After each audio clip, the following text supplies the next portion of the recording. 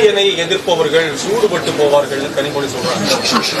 இன்னொரு பக்கம் வைத்தியக்காரர்கள் யாரும் பெரியாருக்கு சர்டிபிகேட் தர வேண்டாம்னு திரு வீரமணி சொல்றாரு. இப்ப நம்ம இப்படி கேட்போம், பெரியாரை நான் இன்னைக்கு எதுக்கிறேன், பெரியாரை எனக்கு முன்னாடி அண்ணாவும் ஐயா கருணாநிதி அவர்களும் எதிர்த்தாங்களா? அமைதியா இருக்கக்கூடாது. அம்மா மணியம்மையை திருமணம் செஞ்சவொன்னா வெளியில வந்து எதுக்காக திராவிடர் கழகத்திருந்த பேரறிஞர் அண்ணா வெளியில வந்தாரு? எதிர்த்து தானே வந்தாரு. அந்த எதிர்ப்பை நீங்க எப்படி பாக்குறீங்க? ஐயா பக்தவச்சலம் முதலமைச்சராக இருக்கும்போது ஈவே ராமசாமி பெரியார்னு கூட சொல்ல, இந்த கிழவனை இந்த பெரிய ஈவேராவை எதுக்கு தேசிய பாதுகாப்புல கைது செய்யாம இந்த அரசு விட்டு வச்சிருக்குன்னு கேட்டது யாரு? நானா அவர? எதிர்ப்பு ஒரு சூரியனை விட்டு வைக்குது. எதிர்கட்சியா கூட இல்லாம தோத்து போன சூரியன் அப்ப யாரு என்ன பண்ணிட்டாங்க? சூரியன் அதெல்லாம் சரி. அவங்க சரி, உங்களுடைய ஆசையை நிறைவேற்றுங்க, பாத்துருவோம். சூரியனை யாரும் என்ன சொல்றாங்க? சுட்டரிக்குமா? நீங்க பெரிய வீராங்கனை, நீங்க புரட்சிகர சிந்தனை கொண்டவர்கள், சமூக சீர்திருத்தத்திற்கு வித்திட்டு மாறுதலை ஏற்படுத்தியவர்கள், மகத்தான கோட்பாடு கொள்கைகளை கொண்ட கட்சி. இன்னும் திராவிட கோட்பாடு, திராவிட மாடல், நல்ல வீரர்கள். நீங்க பெரும்பெரும் கோட்பாடு தத்துவங்களை கொண்ட பெருமக்கள். வாக்குக்கு காசு கொடுக்காமல் தேர்தல் களத்தில் நிற்பீங்களா? என்ன ஒண்ணுமே பேச மாட்டேங்கிறீங்க? கேள்வி மட்டும்தானா? நிப்பீங்களா? நிப்பார்களா? நான் நிப்பேன். நீங்க நிப்பீர்களா? நீங்க உங்க ஐயா கருணாநிதி ஐயா இருக்கும்போதும் சரி, ஐயா ஸ்டாலின் இருக்கும்போது உங்க வீட்டுக்குள்ளே 2 மினிஸ்டர் எடுத்துக்கிறீங்க. எப்படி சமூக நீதி? இதுதான் ஐயா கொடுமையான சனாதனம். வீட்டுக்குள்ள இருக்கிற சனாதனத்தை ஒழிக்காம வெளியில வந்து சனாதனத்தை ஒழிக்க போறேன்னா வேடிக்கையா இருக்குமா இல்லையா? என்னது இது? எப்படி வகுப்பு வாரி பிரதிநிதித்துவம்ங்கிறது எப்படி வருது? வகுப்பு வாரி பிரதிநிதித்துவம் தானே அதுக்கு. அப்ப வகுப்பு வாரி கொடுத்திருக்கீங்களா? எதன் பொருட்டு சமூக நீதினா முதல்ல என்ன? எதன் பொருட்டு கல்வி, வேலை வாய்ப்பு, அரசியல் அதிகாரம் எனக்கு மறுக்கப்பட்டதோ அதன் பொருட்டே பகுத்து பிரித்து தரணும். இதுதான் இட ஒதுக்கீடு. இட ஒதுக்கீடு கிடையாது, இட பகிர்வு, பங்கீடு தானே சமூக நீதி. அப்ப இந்த சமூக நீதி எதுக்கு? இந்த தெருவில் ஒருவன் வரக்கூடாது, இந்த குளத்தில் குளிக்க கூடாது, இந்த கோயிலுக்குள்ள நுழையக்கூடாதுங்கிறது ஏழை என்பதற்கு இல்ல, அவன் இழிமகன், தாழ்ந்த சாதிங்கிறதுக்காக, தீண்டத்தகாதவன் என்பதற்காக. அதை ஒழிக்கணும்னா எல்லாரையும் போல கல்வி, அறிவு, கல்விக்கேற்ற வேலை, வேலைக்கேற்ற சம்பளம், அதை கொண்டு வாழ்கிற பெருமை மிக்க வாழ்வு வந்தா தான் இந்த ஏற்றதாழ்வு தகர்க்கப்படும். அப்படித்தானே? அப்ப அது இருக்கா? ஏன் சாதி வாரி கணக்கெடுக்க முடியல? ஏன் முடியல? பீகார் எடுக்குது, பீகார் எடுத்து வழக்காயிருச்சு. அந்த நிலைமை தமிழ்நாட்டில் இருக்கா? எங்க தாத்தன் ஆனமுத்து போய் போராடி மண்டல்னு ஒரு குழுவை, கமிஷனை உருவாக்கி 69 விழுக்காடு இடஒதுக்கீடு பெற்றுக் கொடுத்தான். இல்லைன்னு எவனாவது மறுக்க முடியுமா? அந்த இடஒதுக்கீட்டை அன்றைக்கு முதலமைச்சரா இருக்கிற அம்மா ஜெயலலிதா ஒரு சட்டம் இயற்றி சட்ட பாதுகாப்பை கொடுத்துட்டு போயிருக்காங்க. நீங்க திராவிடம்னு பேசலைன்னா ஆரியத்துக்கு துணை பெறும், ஆரிய உள்ள வந்து பேசுற பெருமக்களே, அன்னைக்கு அந்த சமூக நீதி, அந்த பெற்றுக் கொடுத்த இடஒதுக்கீட்டை பாதுகாத்த சட்டப்பேரவை கொடுத்தது அம்மையார் ஜெயலலிதா. நீங்க சொல்ற ஆரியம், அந்த ஆரியத்திற்கு செங்கோலை கொடுத்து சமூக நீதி காத்த வீராங்கனைன்னு பாராட்டி பட்டம் அளித்தது இன்னைக்கு திராவிட கழகத்தினுடைய தலைவர் பெருமக்கள் ஐயா வீரமணி. அந்த அம்மா இருக்கிற வரை அவங்களதான் ஆதரிச்சு நின்னீங்க. மறுக்க முடியுமா? சும்மா நாங்க எதிர்த்தாலே திராவிட முன்னேற்ற கழகத்தை எதிர்த்தாலே ஆரியம் உள்ள வந்துடும். ஆரிய படை கடந்த பாண்டியன் நெடுஞ்செழியனின் வாரிசுகள். புரியுதில்ல? நாவுக்கரசர் என்ன பாடுறாரு? ஆரியம் கண்டாய், தமிழன் கண்டாய், இடையில எங்க கண்டாய் திராவிடனே? யார் நீ? உனக்கு என்ன பிரச்சனை? நாங்க பெரிய புராணம் பாடினால் உனக்கு பிடிக்கல, அதே மாதிரி நீ பெரியார் புராணம் பாடினா எனக்கு பிடிக்கல. எப்படி? உங்களுக்கு எங்க ஐயா பெரியாருக்கு, உங்க ஐயா பெரியாருக்கு, நம்ம ஐயா பெரியாருக்கு மொழி அபிமானம் கிடையாது, தேசாபிமானம் கிடையாது. விளங்குதா? நாட்டபிமானம் கிடையாது, இனாபிமானம் கிடையாது. அதனால எங்களுக்கு அவர் மேல எந்த அபிமானமும் கிடையாது. மொழி, தேசம் அதெல்லாம் இல்லைன்னா யாருக்காக போராடினீங்க? யாருக்கு போராடி பெற்று கொடுத்தீங்க? என்ன உங்க சமூக சீர்திருத்தம்? இன்னும் இங்க ஒரு அண்ணல் அம்பேத்கரும் பெரியாரும் அண்ணல் அம்பேத்கரும் சிலைய ஒன்னா வைப்ப, சிந்தனை ஒன்னா வைக்க முடியுமா? ஒன்னா. இங்க பாருங்க, முதல்ல அதிகாரம் மிக வலிமையானது யாருது? யாரு? அம்பேத்கர். அனைத்து துன்ப பூட்டுகளுக்குமான சாவி ஆட்சி அதிகாரம் மட்டுமே. இது யாரு? அம்பேத்கர். இவர் என்ன சொல்றாரு? கற்பி, புரட்சி செய், ஒன்று சேரடா, எல்லாம் அரசியல் வலிமை, அரசியல் அதிகாரத்தை நோக்கி போடா. இவரு தேர்தல் பாதை, திருடர் பாதை போகாத, ஓட்டு பொறுக்கிகள் அவன்கிட்ட போகாத. அடிப்படையே 2 பேரும் 5000 கிலோமீட்டர்ல இருக்கிறீங்க. சொல்லுங்க, நீங்க சொல்லுங்க தம்பி, ஏதாவது இதுல இருக்குதா? வரலாற்றில் புறக்கணிக்கப்பட்ட இனத்தின் மக்கள் ஒரு நாள் தங்களுக்கான வரலாற்றை தாங்களே எழுதுவார்கள். இது அண்ணல் அம்பேத்கர். இனத்தின் மக்கள். அவர் என்ன சொல்றாரு? ஒடுக்கப்பட்டு வீழ்த்தப்பட்ட இனத்தின் மக்கள் கிளர்ந்து எழுவார்கள், ஒரு நாள் தங்களுக்கான வரலாற்றை தாங்களே எழுதுவார்னு. பெரியாருக்கு இனமே கிடையாது. புரியுது நினைக்கிறேன். ஒருவன் அடிமையாக இருக்கிறான் என்பதை உணர்த்தி விடு, பிறகு அவனே கிளர்ச்சி செய்வான்ங்கிறாரு. கிளர்ச்சி செய்து போராடுவாங்க. அப்படி ஏதாவது உணர்த்தினீங்களா? அவன் சாஸ்திரத்துல ஒரு தடவை புராணத்துல எழுதிட்டாங்களா? அவன் சாத்திரத்தை நாங்க மூத்திரத்தை பெஞ்சு தூர போட்டு போயிட்டே இருந்துட்டான். கடந்து உன்னையே சூத்திரன், உன்னை தேவையாமேன்ட்டான், தேவையாமேன்ட்டான், உன்னை அதுன்ட்டான், உன்னை விட்டு போறேன்னு ஒரு தடவை என்னை ஒருத்தன் போடான்ட்டான். என்னன்னா உங்களை போடான்னு சொல்லிட்டான், என்னன்னா உங்களை போடான்னு சொல்லிட்டான், என்னன்னா உங்களை செந்தில் என்ன சொல்லுவாரு, அவனை பாரு போடா வாடான்னு கூப்பிடுறேன். ஹாப்பி பர்த்டே டே டே டே டே, ஹாப்பி பர்த்டே டே டே, அந்த மாதிரி டே போட்டவரு. தம்பி நீ எனக்கு புதுசா சொல்லாத, அங்கிருந்தா வந்திருக்கேன், புரியுதா?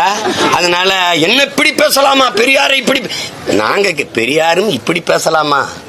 இப்படி பேசியிருக்கலாமா? தமிழை சனியன் என்றும், தமிழ் படிச்சா பிச்சை எடுக்க முடியாது என்றும், திருவள்ளுவன் ஒரு பைத்தியக்காரப்பை 6 அடிமை, தொல்காப்பி ஒரு முட்டாப்பை 6 அடிமை. ஏங்க என்னது? நீங்க ஒரு கேள்விக்கு பதில் இருக்கா? தமிழ் சனியன், காட்டுமிராண்டி மொழி, அதை படிச்சால் பிச்சை கூட எடுக்க முடியாது. எதுக்கு தமிழ்லயே பேசி தமிழ்லயே எழுது? நீங்க பிச்சை எடுக்கவா? இங்கிலீஷ் தானே, இங்கிலீஷ்ல எழுத வேண்டியதானே? உங்க கருத்துக்களை இங்கிலீஷ்ல இருந்தா யாருக்கும் எழுதினாருன்னு போயிருப்போமா இல்லையா? இங்கிலீஷ் நீங்க படிக்கல, படிச்ச ஒருத்தனை நீங்க சொல்ல அப்படியே எழுதி சொல்லிருக்கலாமே. எப்படி இருக்கு? எதையாவது காலையில பொங்கல் மாதிரி தெரியலையே இது.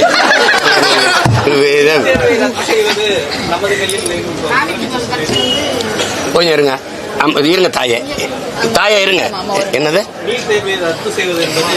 இப்ப நம்ம கேட்போம், இதை நீங்க நல்லா கவனிச்சுக்கிறீங்க. நீட்டு தேர்வை உங்களால ரத்து செய்ய முடியாது.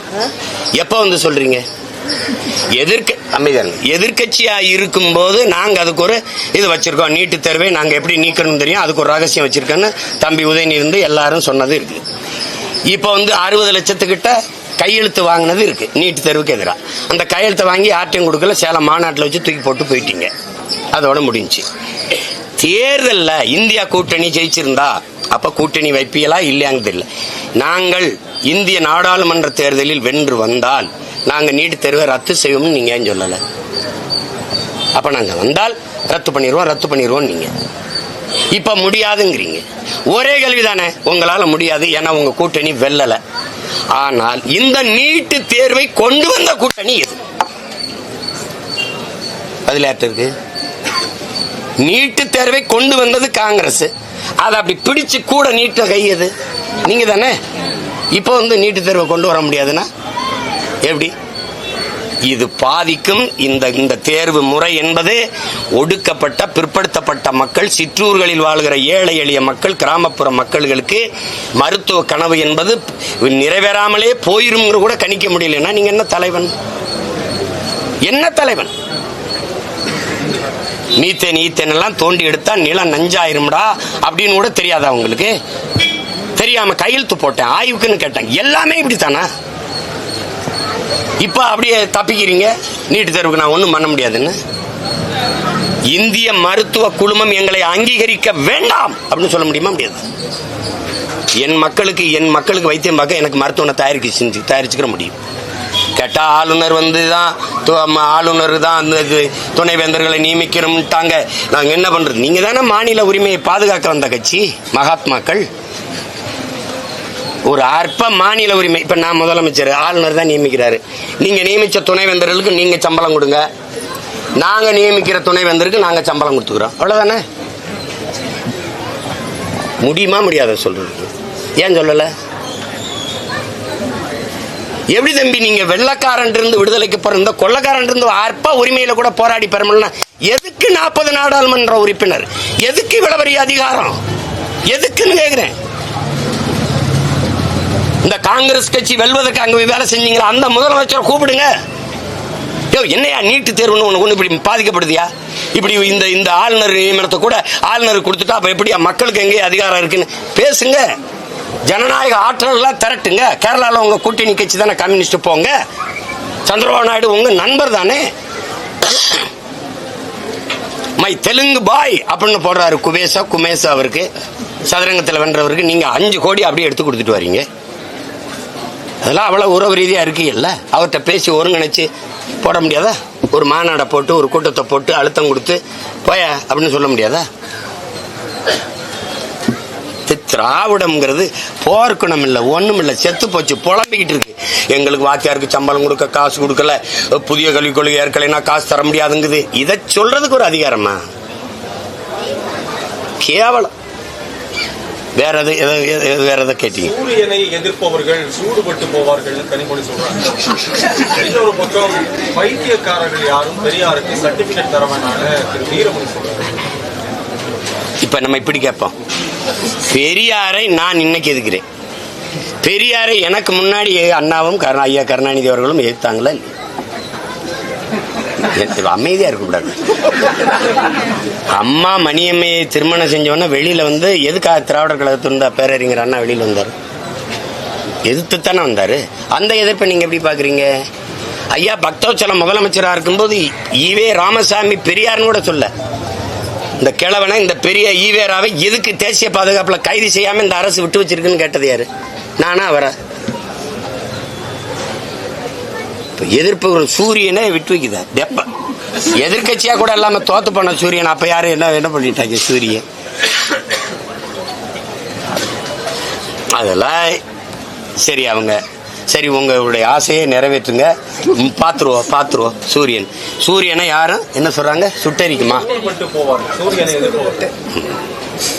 நீங்க பெரிய வீராங்கனை, நீங்க புரட்சிகர சிந்தனை கொண்டவர்கள், சமூக சீர்திருத்தத்திற்கு வித்திட்டு மாறுதலை ஏற்படுத்தியவர்கள், மகத்தான கோட்பாடு கொள்கைகளை கொண்ட கட்சி. இன்னும் திராவிட கோட்பாடு, திராவிட மாடல், நல்ல வீரர்கள். நீங்க பெரும்பெரும் கோட்பாடு தத்துவங்களை கொண்ட பெருமக்கள். வாக்குக்கு காசு கொடுக்காமல் தேர்தல் களத்தில் நிற்பீங்களா? என்ன ஒண்ணுமே பேச மாட்டேங்கிறீங்க? கேள்வி மட்டும்தானா? நிப்பீங்களா? நிப்பார்களா? நான் நிப்பேன், நீங்க நிப்பீர்களா?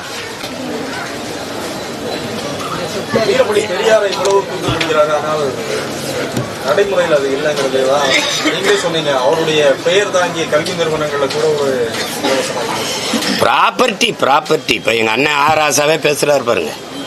பெரியார் இதை தொடங்கினார், திராவிட கழகத்தை இதை தொடங்கினார், அப்புறம் அண்ணா அவர்கள் அரசியல் கட்சி ஆக்கி வந்தார். இப்போதைக்கு பெரியார் தேவையில்லை.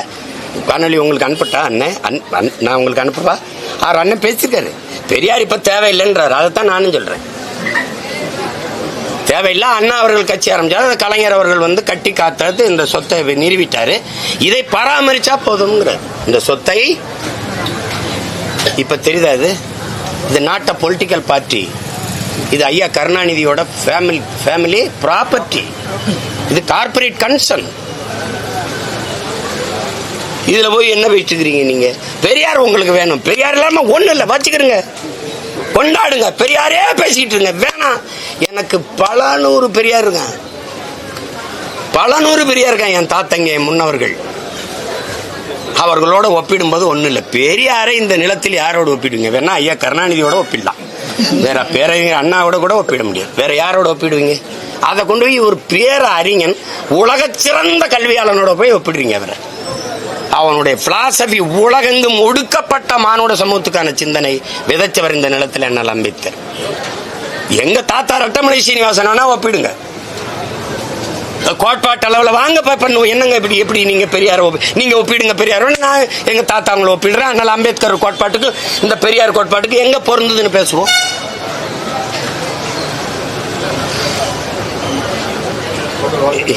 எதையாவது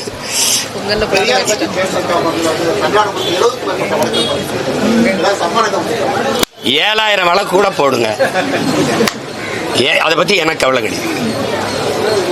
எனக்கு கவலை கிடையாது. எங்களுக்கு பெரியாரால எங்களுக்கு ஒண்ணும் இல்லை. பெரியார் இல்லாமல் ஒண்ணும் இல்லை உங்களுக்கு. பெரியாரால் ஒண்ணும் இல்லை தமிழர்கள் எங்களுக்கு. இதான் எங்க கோட்பாடு. எங்களுக்கு பல்லாயிரக்கணக்கான முன்னவர்கள் இந்த மண்ணுக்கு மக்களுக்குமாக போராடி இந்த மொழி இன மீட்சிக்கு எழுச்சிக்கு தமிழின மக்களின் நல்வாழ்வுக்கு பாடுபட்ட மக்கள் இங்கே நிறைய. அந்த அடையாளங்களை நீ ஒற்றை முகத்தை வச்சு மூடி மறைக்க பாக்குறீங்க. அது இல்லை, அது இல்லை. அதனால எங்களுக்கு பெண்ணிய உரிமையா, மொழி மீட்சியா, சாதி ஒழிப்பு, சமூக நீதியா, எல்லாவற்றுக்குமான தலைவனா எங்களுக்கு ஒரு தலைவன் இருக்கான். உலக தமிழ் பேரினத்தின் ஒரே தலைவன் பிரபாகரன். அப்போது அதிமுக அண்ணா யூனிவர்சிட்டி பெண்ணுக்கான போராட்டம் நடத்திட்டாங்க. அதுபோல நாம் தமிழர் போராட்டத்தை மறுபடியும் எடுக்கணும். ஆமாம், அந்த போராட்டத்தை நாங்கள் தொடருவோம், உறுதியாக தொடருவோம். போராடுகிற அதிமுகவுக்கு என்னுடைய வாழ்த்துக்கள். நன்றி.